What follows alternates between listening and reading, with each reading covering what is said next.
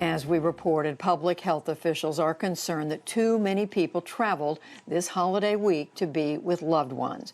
But air travel is still 60% below where it was at this time last year. Tens of millions have decided to stay home.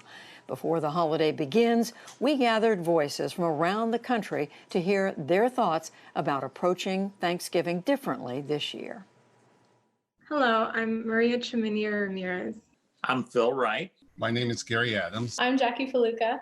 I'm Nick Faluca. My name is Selena. I'm Deborah Potter. My name is Dr. Jay Patel. I work in the southeastern Wisconsin area, and I am a critical care physician. Thanksgiving at our house ranges year to year depending on how many family members are in town. And of course, in the past, we've had as many as 20, 25 people. Sometimes we'll do turkey. Sometimes we'll do other things that are special to us. We like to do hot pot. I'm a widow, and normally I would be with my family and friends.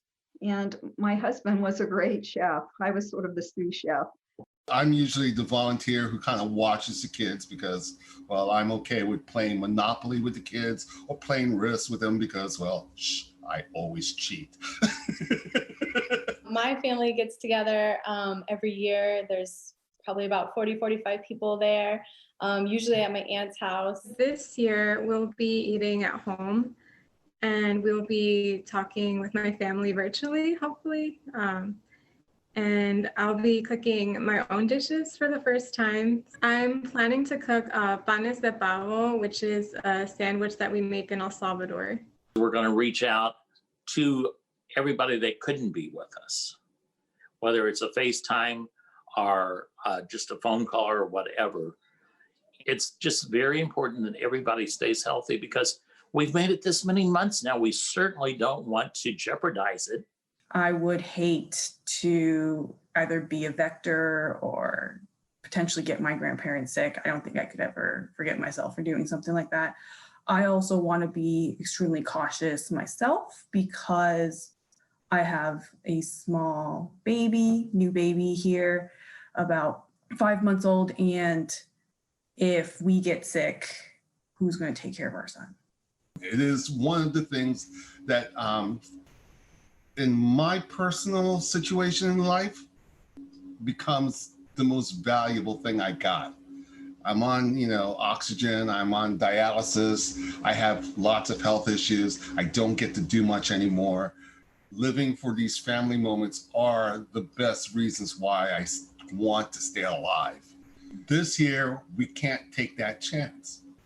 I know it's around the corner, but I think many of us are just kind of buckling down and sort of doing our work right now, so much so that we haven't had a chance to really sort of think about the holiday season. At least I haven't. I decided to get a Thanksgiving dinner with all the trimmings from a local farm store, and it's locally owned.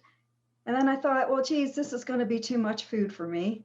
So I thought about my friends that have been sick lately, and I thought, and I'm going to pick up these orders and bring them to my friends on the day before Thanksgiving. My husband and I are very active in the community, so I work as a nurse and he has to travel for work. So we didn't think it would be safe to be around all of the extended family. So we were actually going to announce that we're expecting our first child. I wanted to be there to tell my whole family at once. So hopefully they're watching this and they'll get to see. Thanksgiving and other holidays are there for us to just kind of reflect upon the year.